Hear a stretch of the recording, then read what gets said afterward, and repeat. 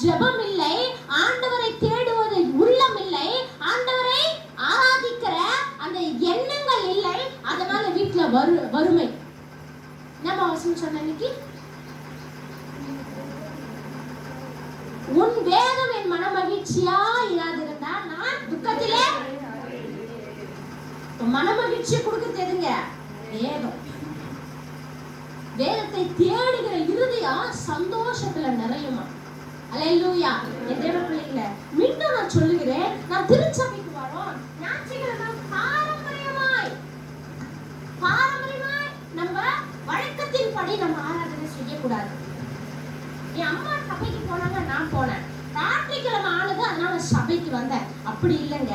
என் தேவனை நான் முழு மனதோடு ஆராதிக்க நான் வருகிறேன். அவருடைய உபதேசத்தை கேட்க இன்னைக்கு நான் வரேன். அவர் சத்தத்தை, என் சத்தத்தை, என்னுடைய உபதேசத்தை கேட்ட பொழுதே நீங்கள் எல்லாம் சுகமானீர்கள். அந்த உபதேசத்தை கேட்க நான் போறேன், நான் சுகமாக போறேன், நான் பெற்றுக்கொள்ள போறேன்ற தீர்மானத்தில் நீங்க சபைக்கு வர வேண்டும். அப்ப அந்நிய தேவர்களை பின்பற்றுகிறவர்களுக்கு வேதனையே தாங்க முடியாதுமா. வேதனை பெருகி கொண்டே இருக்குமா.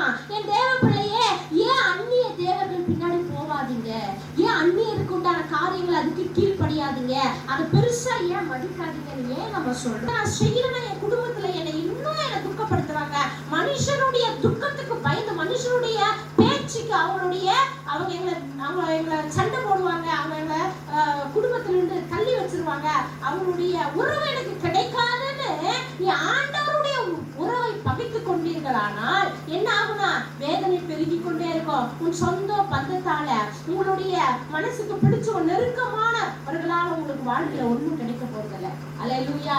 கர்த்தர் இருந்தா மட்டும்தான் அப்பேற்பட்ட ஜனங்களுடைய உள்ளங்களை தேவன் மாற்றுவார். ராமன் சொல்லுவாமா. என் தேவ பிள்ளைகளை, இன்னைக்கு நீங்க ஜெபிக்கிற பிள்ளைகளை தான் உலகம் வெறுக்கும், உலகம் பகைக்கும். அது புதுசு இல்ல. கர்த்தரே சொல்லிட்டாரு, என் நாமத்தின் நிமித்தம் நீங்க பகைக்கப்படுவீங்க. ஏன்னா உங்களுக்கு முன்னாடி இந்த தீர்க்கதரிசிகள் அப்படிப்பட்ட பாடுகள் அனுபவித்தார்கள் வேதம் சொல்லுகிறது. அல்லேலூயா.